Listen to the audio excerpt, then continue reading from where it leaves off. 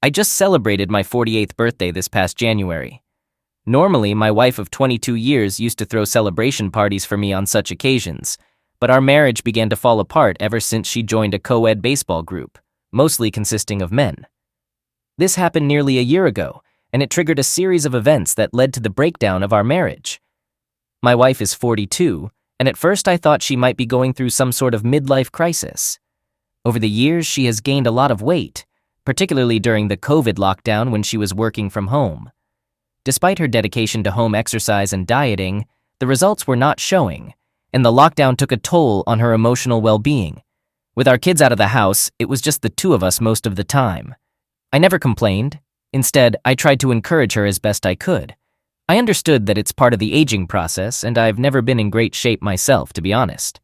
She's the attractive one, the type who enjoys receiving compliments, dressing up, and going out in public. Her job in marketing makes her value her image and first impressions. When COVID restrictions began to ease up, she felt the need to join active group activities. I remember we debated which group she should join and registered on an app called Meetup, where you can find group activities in your area. We considered various options, but the most convenient was a baseball group meeting 3 times a week with mostly male members. I wanted to join too, but my work schedule didn't allow it. I work as a plumber and often have late, long hours. My wife thinks I'm a workaholic, and honestly, I enjoy working because of the satisfaction I get from completing tasks. I work for a friend now. I used to run my own business, but it became too hectic for me with all the responsibilities. I just wanted to work and go home, leaving others to handle the additional tasks. After my wife joined the co-ed baseball group, I remember her first game. She was so exhausted, her whole body was sore. I had to massage her feet and thighs when I got home, and she said she really enjoyed it. After a few weeks, she couldn't stop talking about a guy named Craig. She mentioned that he was the best player on the team, but was very controlling, and she disliked him. She claimed he flirted with all the women, described him as obnoxious, and a cheater who bad-mouthed his ex-wife to everyone, even though no one had ever seen her. He had been through multiple failed marriages and was known as a muscle car enthusiast. After a few more games, she began to complain that he used to smoke a lot and would invite some of the group members to smoke with him after the games. Keep in mind, this was a group of people in their 40s acting like teenagers. After about a month of my wife attending the games, she was getting back in shape, but still had issues with this guy. This time her complaint was that he not only smoked but was involved in dealing as well.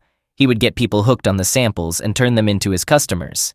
So his job was distributing, selling MJ, and working as a mechanic. She mentioned that a long time ago, he was in the minor league and on the path to going pro before he had an accident while drag racing. He always had problems with substance misuse and lived a fast-paced life. I asked my wife how she knew all these personal things about him, and she said he wouldn't stop talking and bragging about everything.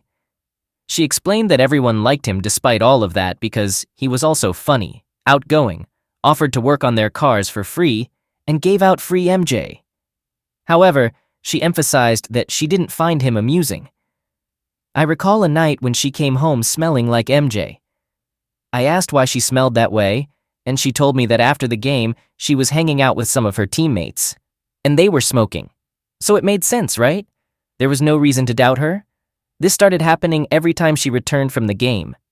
Since she played 3 times a week, she came back home smelling like MJ. One time after the game, she took a shower and I joined her. We became intimate, and I kissed her. There was no mistaking that she had been smoking. I could taste it in her mouth. I asked her right then and there if she was smoking, and she said she tried it once because they were passing it around, and she felt it would be awkward if she didn't smoke. I lost my temper. The mood immediately changed because we have 3 kids together. A 23-year-old son, a 21-year-old daughter, and an 18-year-old son. I confronted her for being a hypocrite because she had told our children never to smoke or be influenced by peer pressure.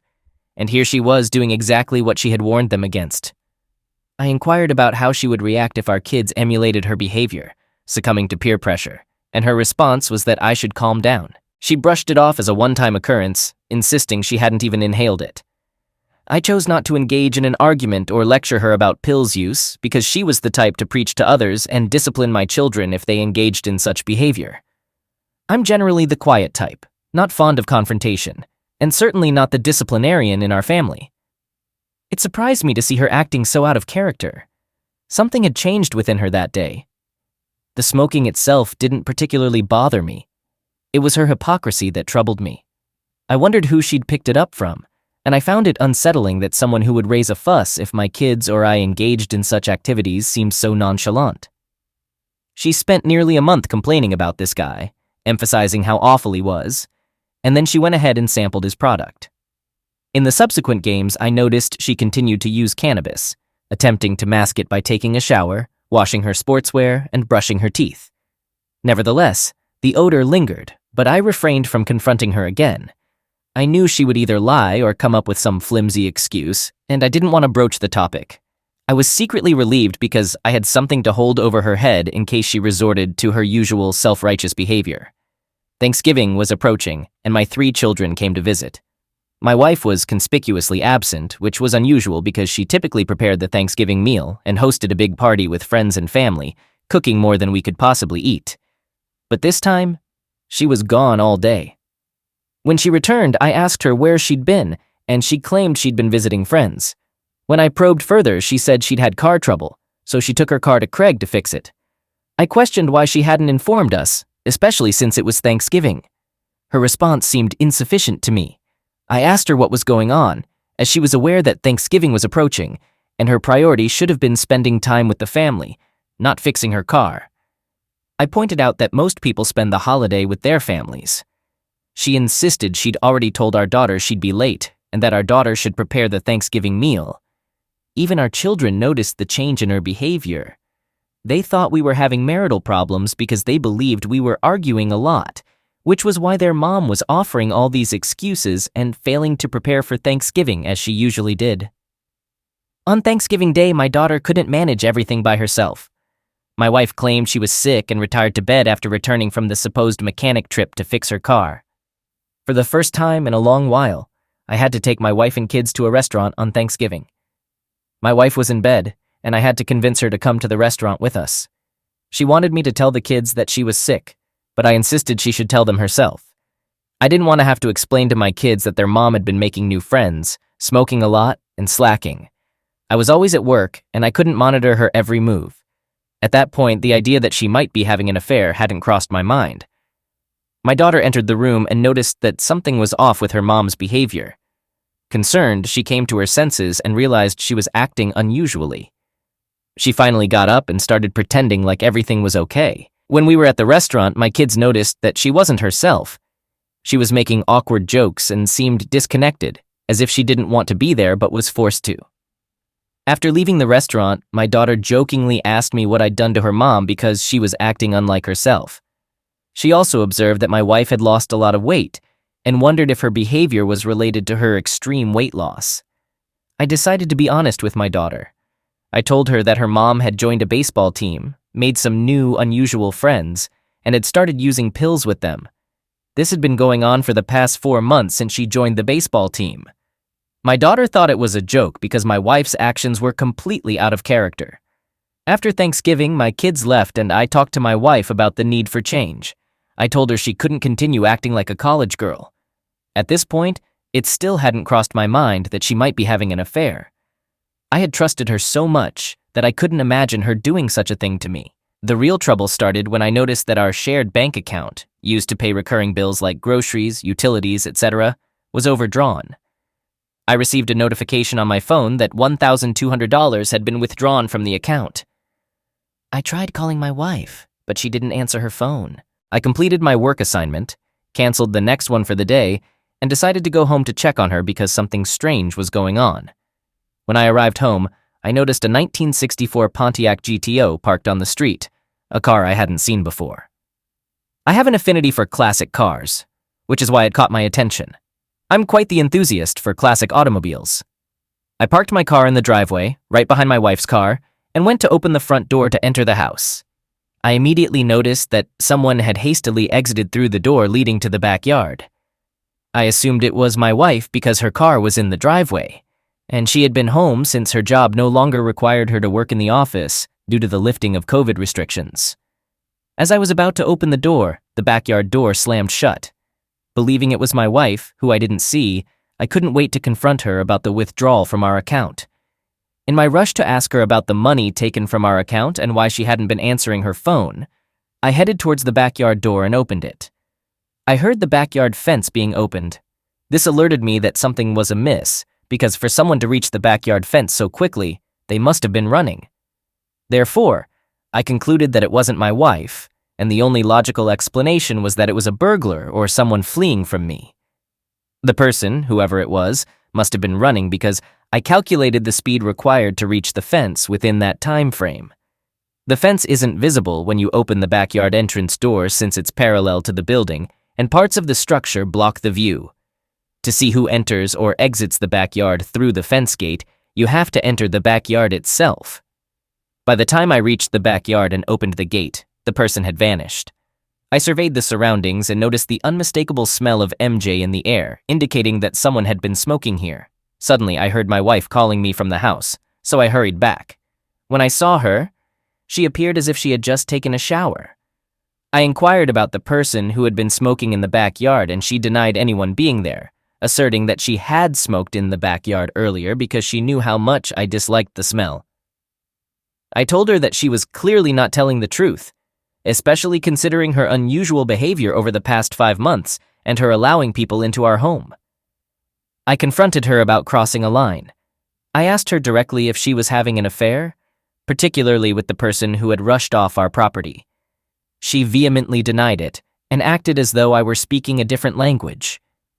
I then questioned her about why she hadn't been answering my calls and the $1,200 withdrawal from our shared account, which we used for paying our bills.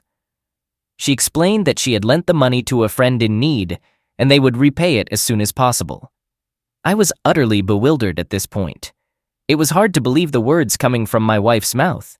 They sounded like they were from either a gambler or someone obsessed with MJ. The information was too bizarre to comprehend. I asked her if her friend believed she was a bank and why she hadn't sought my permission before making such a substantial withdrawal. She became irritable in response. I warned her that if she had given the money to her friends, there would be consequences. I made it clear that I expected the money back in the account by tomorrow. That evening, I took the time to review all our bank statements and noticed that she wasn't contributing her fair share of money to the account. A significant portion of my wife's income is based on commissions, so the more hours she puts in, the more money she earns. I observed that she was only contributing about 1/3 of the amount she was supposed to, which explained why the account balance was lower than usual and why I received a notification for the large withdrawal. I confronted her about not contributing her fair share and discovered that she was putting in only the bare minimum hours required to maintain her job. I inquired about what she had been doing with her time if she wasn't working. She began making excuses, claiming she was constantly tired due to working out and playing sports to lose weight. She argued that the kids were no longer at home, and we didn't need all that money anyway. I told her that if she decided to reduce her working hours, she should stop lending my money to her friends and cut down on hanging out with her MJ-using buddies. I also insisted that she quit playing that sport. I gave her an ultimatum. It was either our marriage or her sports, and she reacted strongly. She hurled various insults at me, calling me insecure and saying I wasn't man enough. I informed her that if she continued to play, we might have to end our 22-year-long marriage. She became furious that I would even consider ending the marriage over something seemingly trivial. She suggested that I should talk to someone because she believed I was being emotional and acting immature. I told her that she wasn't the same person I had married, that she had changed overnight since starting this baseball game and hanging out with her new friends. Despite being home all day, she no longer took care of household chores and cooking as she used to. She was barely working and appeared to be indulging in recreational activities like a college dropout. She accused me of being jealous of her improving appearance and life, implying she might consider my offer, and then she angrily left the room. We had an intense argument throughout that night, and I ended up sleeping on the couch. The following day, she refused to speak to me or cook for me, hoping that I would apologize and allow her to continue her negative behavior, completely disregarding the unexplained withdrawal from my account. We didn't exchange words that day. The next day happened to be one of her baseball game days. Before I left for work, she attempted to grab my attention to see if I was serious about pursuing a divorce if she played her game. As I was getting ready for work, she walked past me and loudly declared that she would do as she pleased, asserting that I couldn't interfere with her happiness. I remained silent, got dressed, and left the house. In the afternoon, I contacted a divorce lawyer to prepare a separation agreement. My intention was to shock my wife, hoping that she would realize the potential loss of her family due to her actions. Whether you might call it a midlife crisis or menopause, I believed that serving her divorce papers might jolt her out of it. The lawyer drafted a legal separation document, and I picked it up after work. When I returned home, my wife was not there, and I wasn't sure where she had gone. When she finally came home, I noticed she wasn't dressed for a baseball game. My plan was to serve her with the divorce papers to emphasize that I was serious, with the hope that she wouldn't sign them. Despite the challenges she had put me through, I still loved my wife and didn't want to lose her. My goal was for her to realize that she might end up divorced and without anyone to support her. She entered through the front door and I was waiting in the living room. As she passed by me, she continued to give me the silent treatment, heading to the kitchen to prepare food for herself. I left the couch to retrieve the divorce papers. She was still in the kitchen when I handed her the papers to sign. The expression of shock on her face with wide open eyes and mouth caught me off guard. I hadn't expected her next move. She pushed me and threw the divorce papers at my face, expressing disbelief that I would follow through with this. She left the kitchen in tears, exclaiming that she couldn't believe I was taking these steps. She ran upstairs to the master bedroom, crying, and lamented that I had initiated the divorce proceedings even though she hadn't gone to the baseball game. I found myself in the kitchen, the divorce papers scattered across the floor, but I couldn't help but smile because everything had gone according to plan. Collecting the papers, I placed them back in the folder, thinking that perhaps this had given her the shock she needed. Later that night, I received a call from my daughter who asked me why I was divorcing her mom over a baseball game. It turned out that my wife had complained to our daughter about me. At that moment, I knew I had already succeeded. Knowing my wife, I was aware that she was too embarrassed to beg herself, so she was trying to use our daughter as an intermediary. I explained to my daughter that she had visited us during Thanksgiving and had seen her mother's condition and her strange behavior. I didn't explicitly mention my suspicion of my wife having an affair, but interestingly, my daughter remarked that it didn't seem like she was having an affair and encouraged me to work through this challenging period with her. We spent over an hour on the phone. The following day, before heading to work, my wife surprised me by preparing breakfast and lunch for the first time in about 6 months. She apologized for everything she had put me through and assured me that she would start behaving correctly. She claimed she had done some introspection and realized her wrongs. I told her I would give her a month to get her act together, and if she continued to smoke and hang out with her friends, then I would have no choice but to proceed with the divorce. I also reminded her that the money needed to be repaid to my account, and she agreed. We made amends and I left for work. Update. The following day, when I returned home, my wife and I had another conversation. She confided in me, explaining that she's been under a great deal of stress due to how COVID has impacted her job, coupled with my heavy work schedule. She admitted that she had been seeking an escape. Initially, the baseball game provided some relief, but she eventually succumbed to the allure of MJ and began using it. She mentioned that it had a relaxing effect and helped alleviate her anxiety. For the first time, she revealed that she had been battling depression and had been taking medication for it. Surprisingly, she disclosed that since she started using MJ, her reliance on depression medication had gradually decreased. I asked her about the person in our backyard who had fled, and she claimed there was nobody there. However, I could tell she was not being truthful. Regarding the money withdrawal, she apologized and asked me not to be offended, explaining that it might take her a while to replace the money because she used it to buy MJ. Although I was deeply upset, I didn't want to disrupt the moment, as my wife appeared to be showing remorse, like she was having a significant realization. I hoped that after this, I could finally have my wife back. The next couple of days were relatively normal, as if we had returned to our usual routine. I came to terms with the fact that her smoking might not cease since she claimed it helped with her anxiety and depression. I assured her that I wasn't overly concerned about her smoking. My main worry was the people she purchased it from, as those who deal with such substances are often questionable characters. Since my state doesn't permit MJ, she continued to smoke in secret, trying to conceal it from me as much as possible. I opted not to confront her to avoid a conflict, which inadvertently made her think she was adept at hiding it. She began picking up extra hours at work and contributed slightly more to our shared account, although not to the extent she had before. I was responsible for the mortgage, the largest bill, and our shared account was intended to cover various expenses. In the end, I was covering around 70–80% of the expenses. One evening, while we were watching TV together, her cell phone rang, and she answered it, then walked into another room. I could hear her giggling from the other room.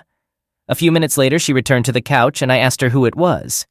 She got defensive and claimed it was just a friend. I found her reaction unusual, which raised a red flag. On another occasion, I came home early and opened my refrigerator to grab some beer, but it was missing. Since only my wife and I live at home, our kids have moved out, and she doesn't drink beer. I wondered who might have taken it. I considered the possibility that she had cleared some space in the refrigerator, but it didn't seem likely. This led me to suspect that my wife might be inviting someone over without being entirely honest with me. Christmas came and went, and my kids noticed that my wife was behaving better than she had during Thanksgiving, but I had a feeling she was just putting on an act. In January, she began reverting to her old ways, smoking excessively, sleeping throughout the day, and working less. When my birthday came, she didn't throw me a surprise party, buy me a gift, or want to go out for dinner to celebrate. My kids called to wish me a happy birthday. I reminded her that she had forgotten my birthday, and she was surprised she had forgotten.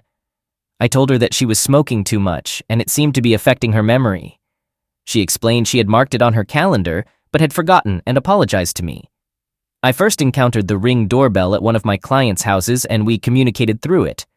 I hadn't known about the Ring before, but I thought it was great that it allowed you to see who was at your front door in real time, and it connected to your phone.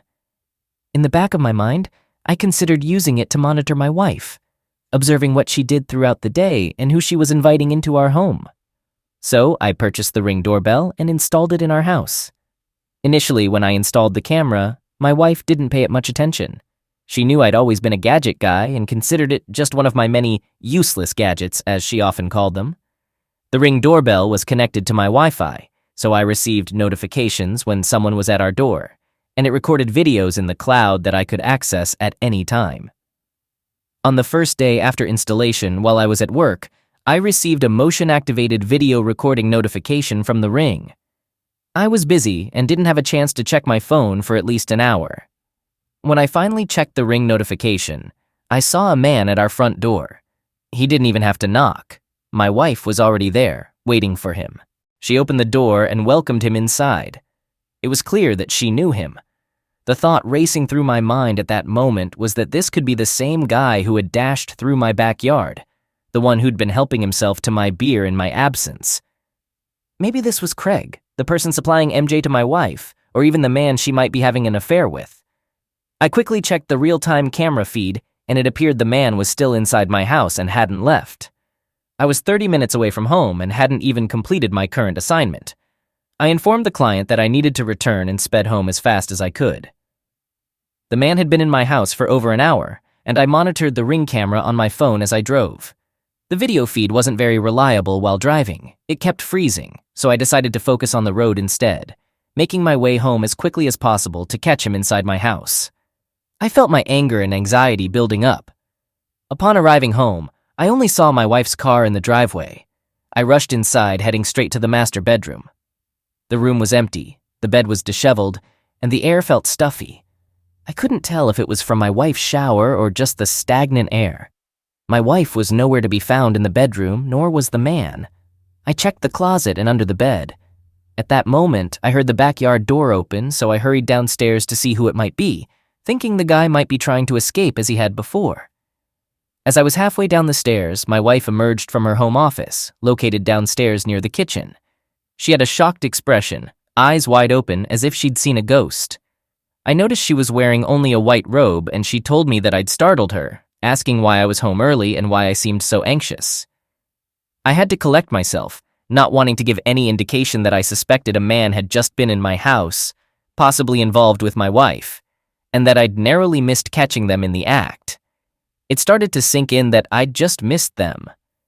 I decided there was no need to confront her, as I knew she would deny everything, even if I showed her the Ring footage of him entering the house. Instead, I thought it best to wait and catch them in the act. From the look in her eyes, I could tell she suspected something was amiss, but couldn't figure out how I knew or why I wasn't confronting her.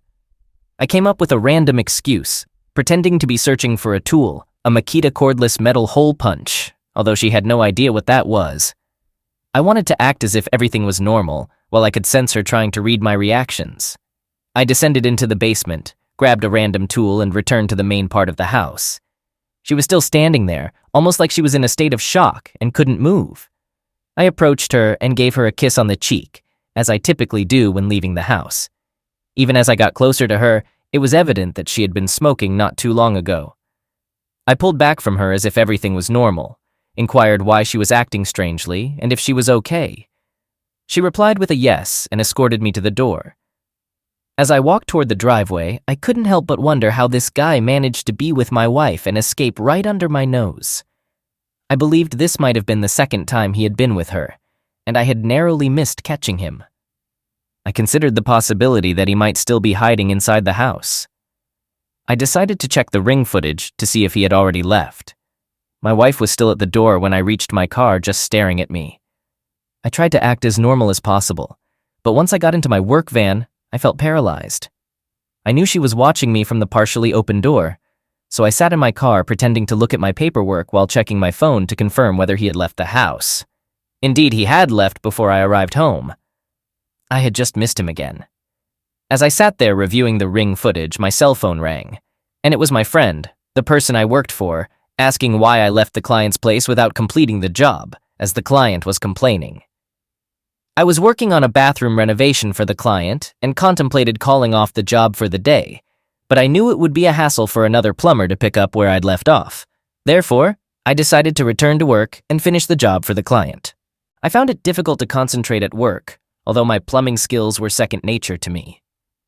My mind kept returning to the bewildering idea that my wife was willing to throw away 22 years of marriage for a MJ cellar and some recreational time. I couldn't fathom how she transformed from a well-mannered wife with strict traditional values into a frequent MJ user, despite her promises to quit. After finishing my work that day, I couldn't bear going home, so I sat in my van, contemplating my next steps. I decided to visit a local bar, despite not being a heavy drinker, just to be around people. At the bar, I ordered some beer and sat on a bar stool deep in thought. I came up with the idea of purchasing a video recorder and a GPS device to install in my wife's car, allowing me to monitor her movements. I went to a nearby electronics store, but couldn't find a reputable GPS or hidden camera. I ended up using my phone to order one online, but I did manage to buy 2 voice-activated recorders, intending to place them in my bedroom and my wife's home office.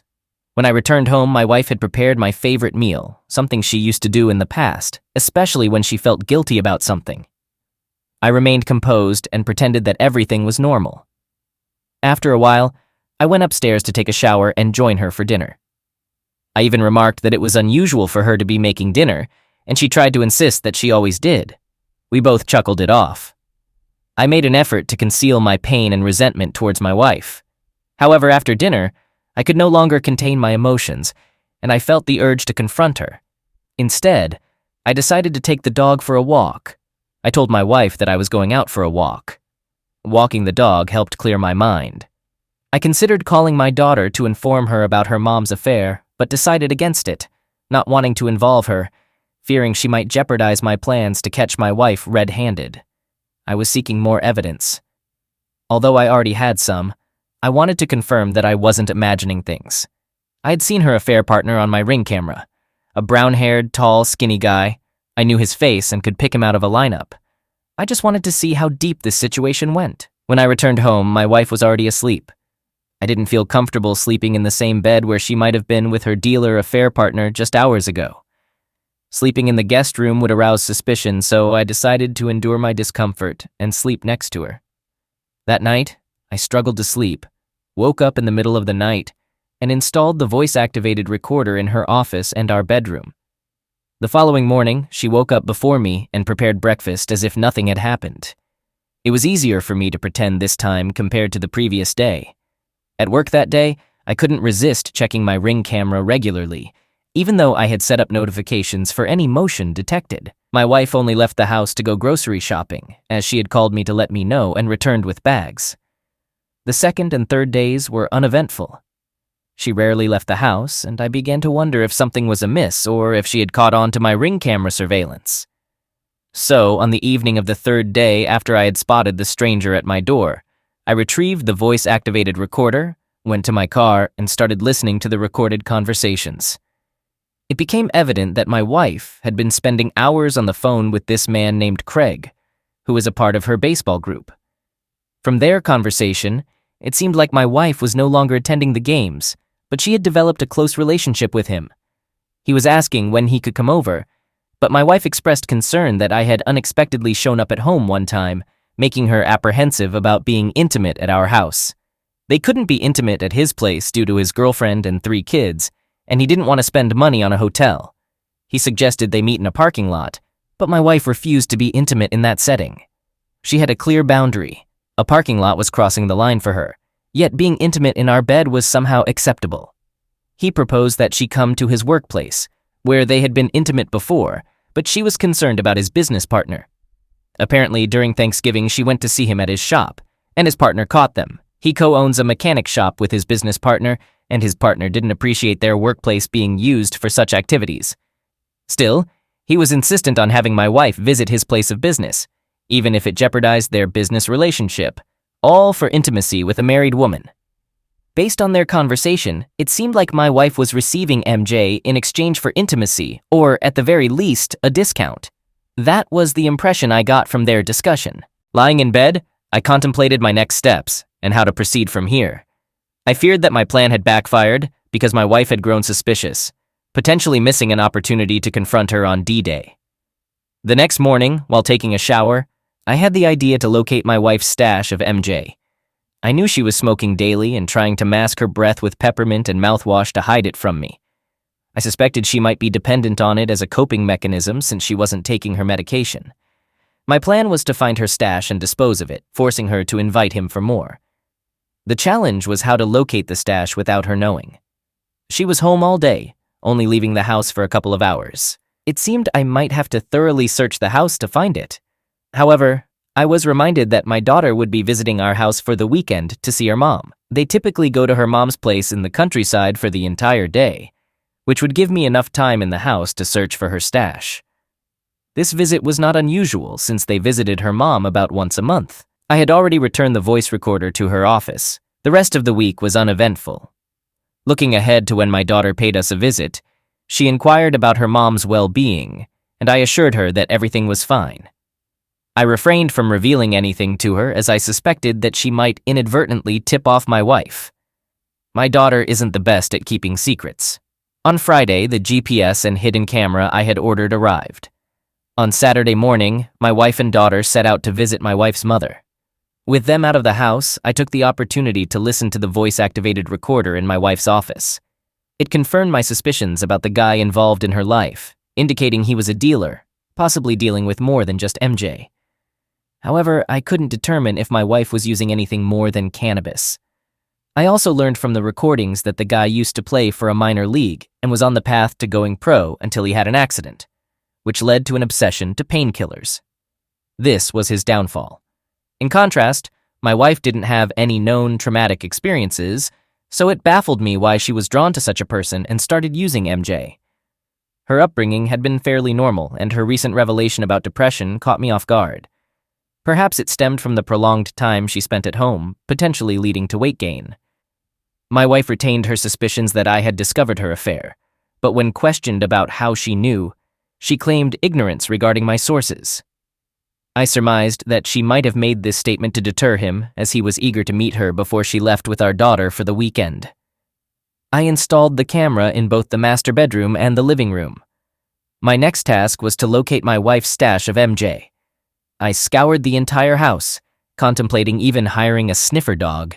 Yet by the day's end, I came up empty-handed, leading me to believe she either had nothing left or had taken it with her.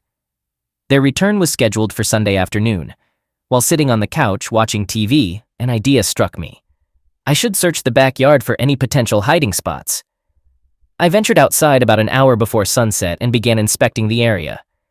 I suspected that she might have buried her stash, but to my fortune, I didn't have to wait long before stumbling upon a Ziploc bag containing MJ and a grinder. I promptly disposed of the MJ down the toilet and discreetly returned the Ziploc bag to its original location. It appeared that she hid it outdoors to avoid arousing suspicion due to the smell. Since she often engaged in her activities in the backyard, and her affair partner had once slipped away from there, I made the decision to move the camera from the living room to the backyard. My goal was to conceal it so that it wouldn't be too conspicuous. Once I had set up the camera, I conducted a test run, and it performed well.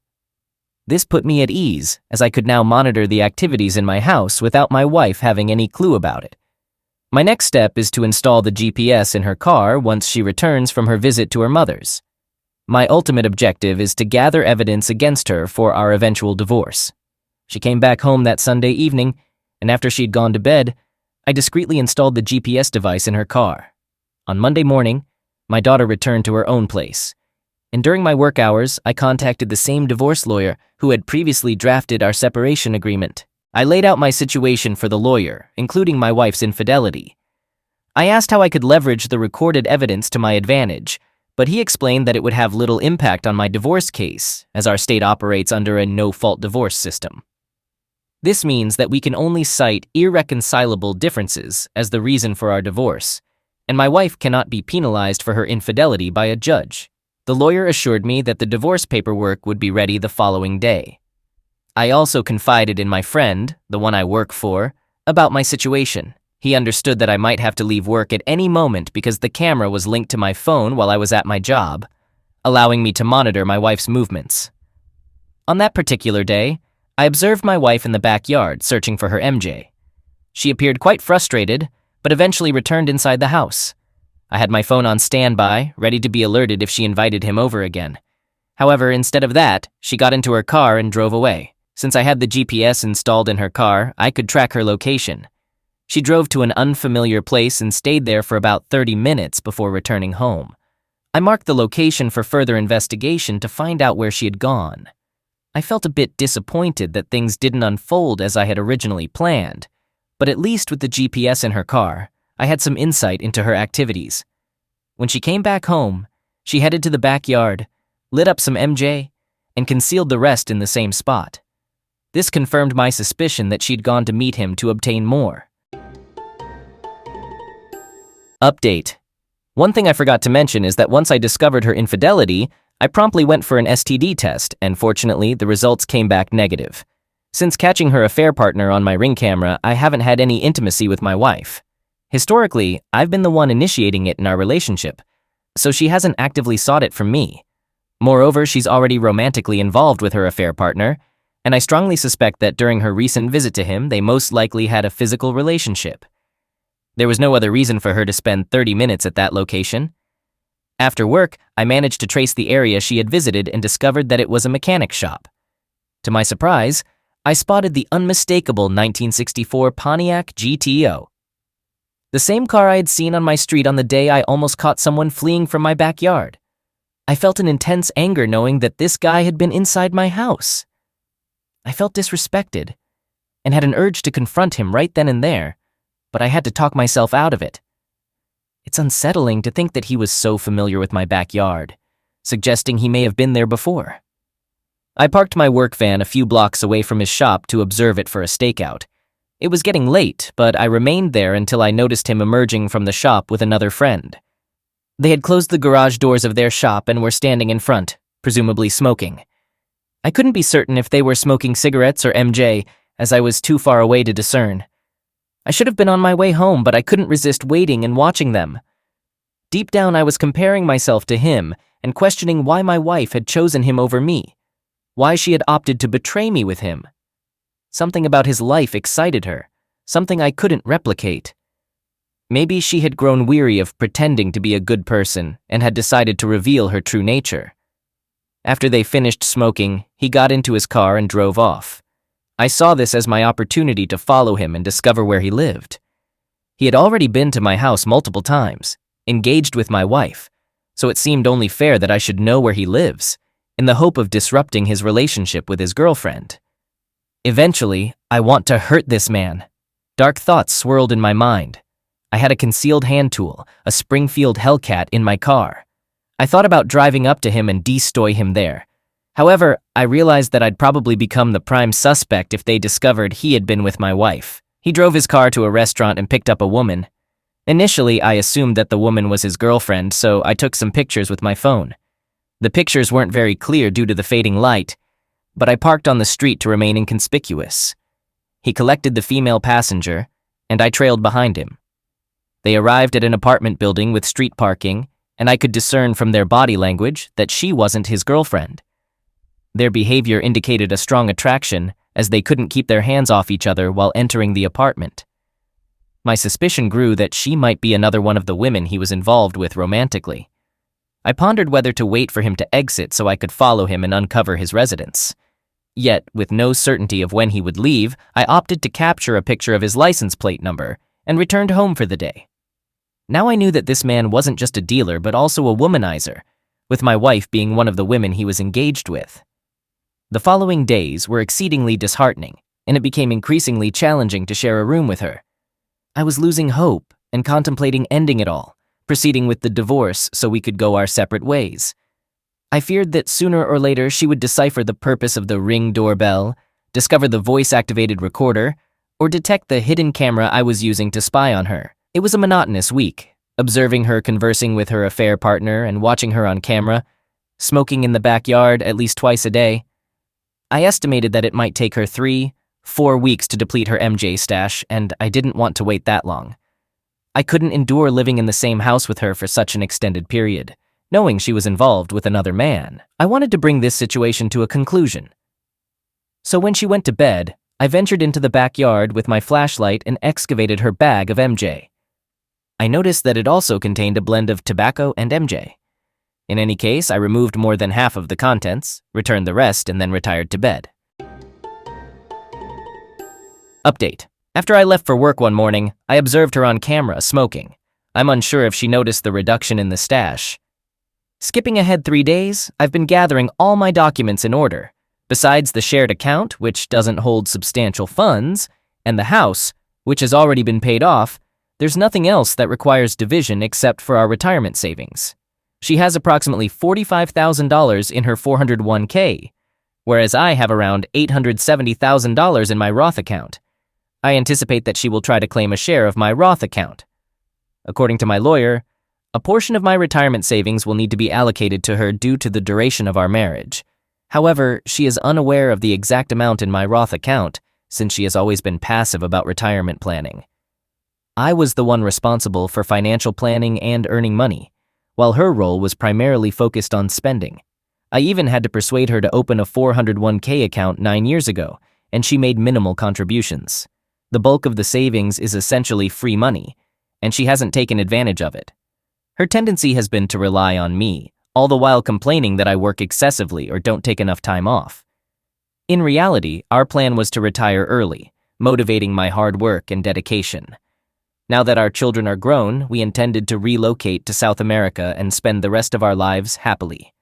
However, it seems she prematurely checked out of our marriage and is now engaging in an affair.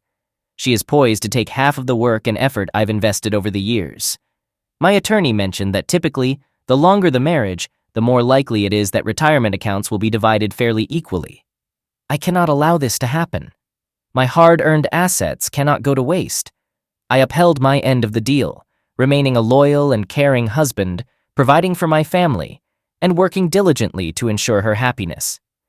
Despite my efforts, she decided to engage in a romantic relationship with another man. Based on the voice recording, I don't believe she intends to leave me for him. It appears she's merely enjoying the excitement of a fling. I don't think she's willing to trade the stable life she has with me for an unpredictable seller, but she revels in the thrill. She mentioned this on the voice-activated recorder. She can't contain her laughter at his remarks. He attempted to persuade her to leave me, even though he has a girlfriend and young children. I understand that listening to the voice-activated recorder is emotionally taxing, considering the things she's saying about me.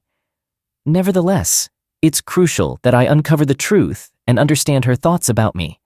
She referred to me as boring and unadventurous, criticized my performance in bed, and suggested that I didn't measure up to him, even dubbing me a 5-minute man, which is not accurate. I suspect she was saying these things to boost his ego. He's only 32 years old, a younger age than I initially thought, possibly because the baseball group primarily consisted of individuals in their 40s, as I presumed. He frequently complimented her, which bolstered her fragile self-esteem. I've come across instances on this site where younger men focus on middle-aged women with self-esteem issues, finding it easy to engage in intimate relationships with them. Using his license plate, I managed to uncover his place of residence and conducted some surveillance by driving past his house on a couple of occasions to keep an eye on him. During these observations, I noticed his girlfriend, and he has 3 children all under the age of 10. One evening, while we were in bed, my wife initiated intimacy. I can't recall the last time this happened, but I informed her that I was too fatigued for it. She became upset because we hadn't been intimate for weeks. My reluctance to be close with her was due to the knowledge of her ongoing involvement with her affair partner. I mentioned that it had been a demanding week at work as an excuse. The truth is, I still find her physically appealing, and I do desire intimacy with her. However, in my view, she has become tainted, similar to a person engaging in street solicitation, and I felt that engaging with her would legitimize her actions. 2 days later, while I was at work, I received a notification from my Ring doorbell and promptly checked it. It was him, and my wife had invited him in, similar to previous occasions. This time I wasn't far from home, only about 15 minutes away. I swiftly got into my car and headed back home, arriving in less than 10 minutes. On this occasion, I decided not to park my car in the driveway to avoid drawing attention, instead parking on the street. I had my Hellcat, which I always carry in my car, although I hadn't anticipated using it. I was emotionally prepared, having had time to contemplate such a moment. My intention wasn't to take a life, regardless of how strong my desire was to confront this man for showing disrespect. However, I had my personal protection, given that he is involved in dealing. I wasn't sure about his potential capabilities. My goal was to confront him at tool point and call the authorities. I hoped that he had MJ on him, which would lead to his arrest. I had my phone set to record, hanging it in my left shirt pocket to capture audio without needing to hold it. To avoid the front door, I chose to enter through the backyard fence, since I believed the backyard was his potential escape route.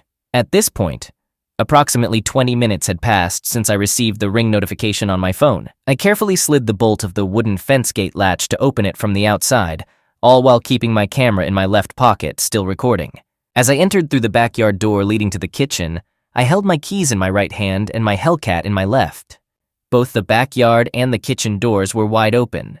There, in my living room, I found my wife and the person she was involved with, both unclothed, engaging in an intimate act on the living room couch.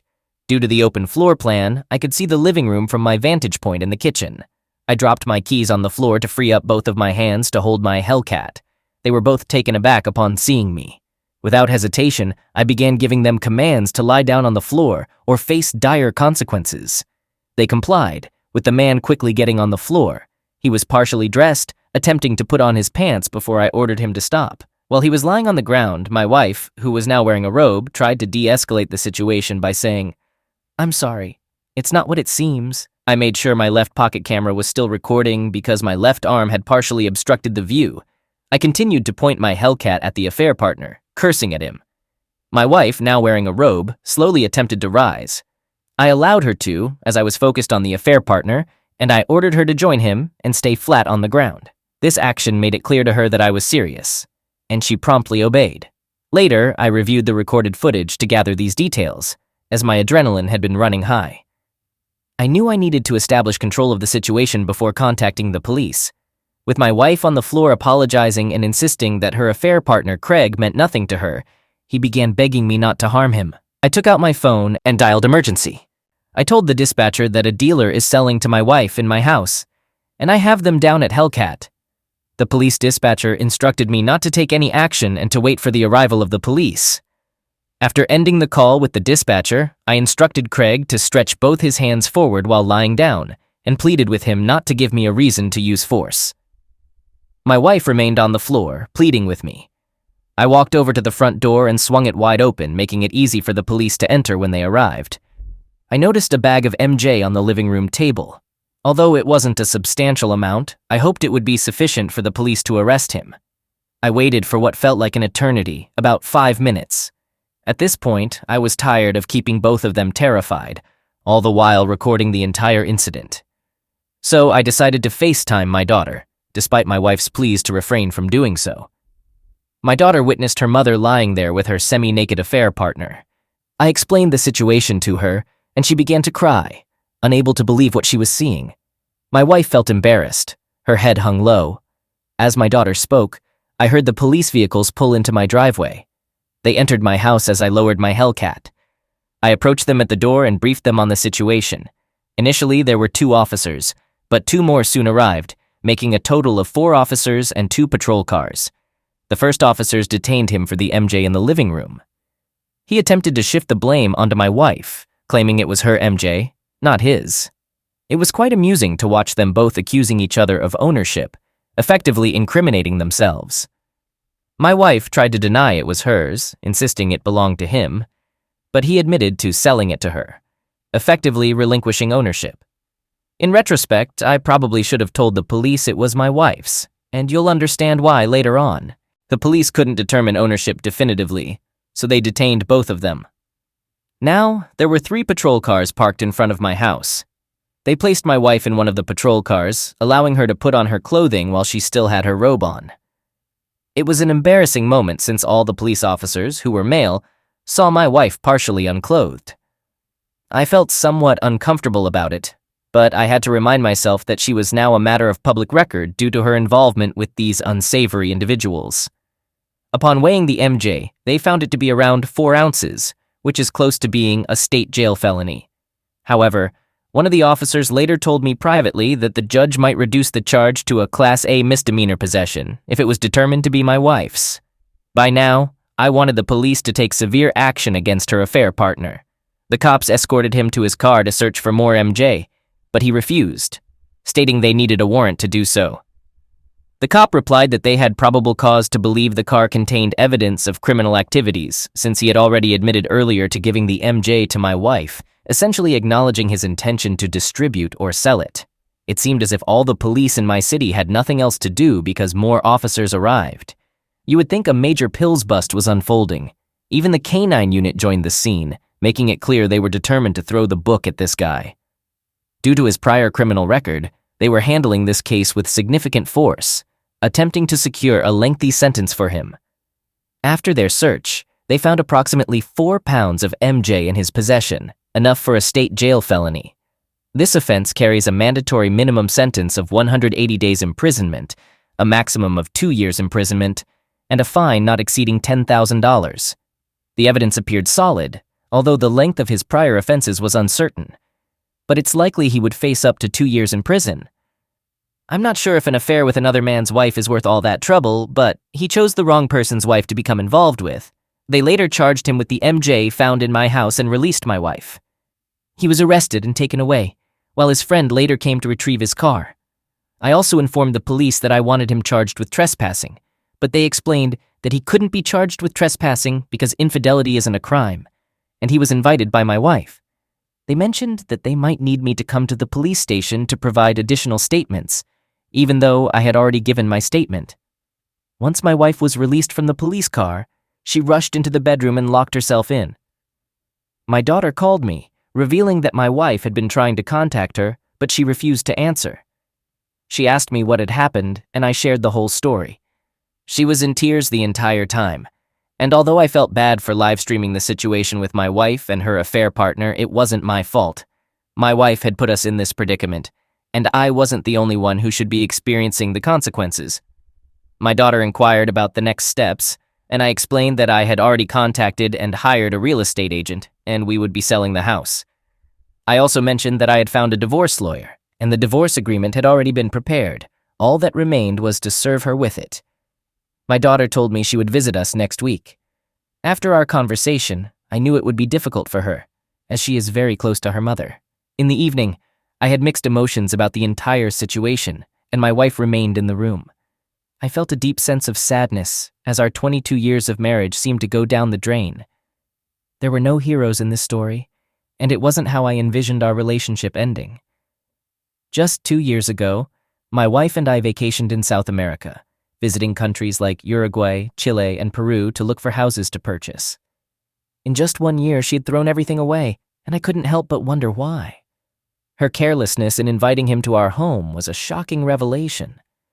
I'm relieved she did because it revealed her true colors, and who knows if she had done this before. He might not be her only affair. That evening, I went to a local bar to have drinks with a friend. We discussed various topics, avoiding any mention of my wife and the earlier events. I was trying to divert my mind from the whole situation. While at the bar, drinking and chatting with my friend, my eldest son called. He had been informed by his sister about what had happened. He apologized for his mother's actions and expressed his willingness to support any decision I made. He understood that his mother had put everyone in this difficult position. This made me proud and emphasized that my son had matured. He also has a serious girlfriend, and they've already moved in together. I used to give him relationship advice, but now I felt like I was the one in need of guidance. When I returned home that evening, I didn't want to see my wife, so I chose to sleep in a different room. The following day, I went to work and had a conversation with my youngest son. I confided in my friend about what had transpired, and he offered his support. He also said he'd understand if I needed some time off to manage the divorce. I left work early to visit the lawyer's office before it closed. I collected the divorce agreement for my wife to sign and contacted the real estate agent to list the property for sale on the MLS. She informed me that she'd come by during the weekend to take some photos. When I returned home, my wife was waiting for me and expressed her readiness to talk. I told her I wouldn't engage in a conversation until she signed the divorce papers. She insisted that I allow her to speak first, promising to sign the divorce papers afterward. She even hinted that if I didn't let her talk, she might prolong the divorce process. I reminded her that she was in no position to make threats. If she wanted a public divorce, I was prepared to take it to the Supreme Court. And this calmed her down as she realized I didn't make empty threats. She requested that I bring the divorce papers for her to sign, but she also asked for an explanation of the terms within the divorce agreement before signing. I informed her that we plan to sell the house and divide the proceeds, with a split of 40 in her favor. She would receive the $4,000 currently in our joint account as part of the agreement. In return, she agreed to an amicable divorce and would not make any claims on my retirement. She found this arrangement fair, and I concurred with her assessment. After she signed the papers, she expressed a desire to explain how the affair had started and the details of her involvement. To her surprise, I informed her that I was already aware of everything.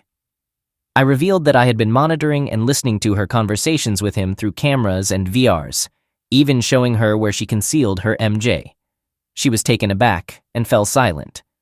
I didn't want to hear any justifications from her as she understood the gravity of her actions. Her tears seemed like an attempt to gain sympathy from me, but I remained resolute, knowing that what's done is done. Edit. It has been 2 weeks since I served my wife with divorce papers, and we have 76 days left for the divorce to be finalized. The house has not been sold yet, but there are 2 strong interests from potential buyers. My soon-to-be ex-wife and I continue to reside in the same house, sleeping in separate bedrooms.